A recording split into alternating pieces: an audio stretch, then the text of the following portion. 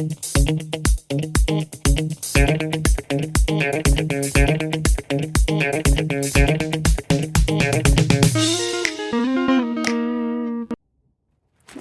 hi.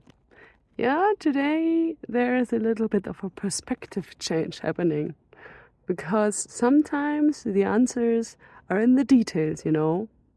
Will it be the case for the next question? Let's see.